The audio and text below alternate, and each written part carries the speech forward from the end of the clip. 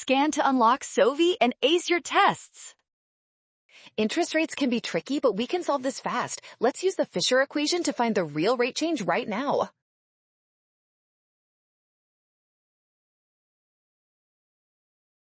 First, remember the Fisher equation, which states that the nominal interest rate equals the real interest rate plus the expected inflation rate. We need to rearrange this to solve for real.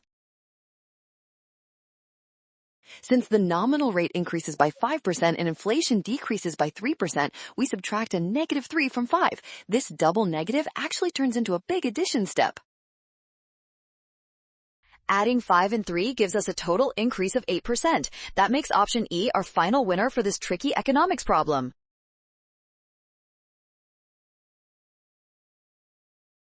Well done! Scan the code. You can learn better with Sovi. Watch signs to avoid a rush. Trust given values and check steps.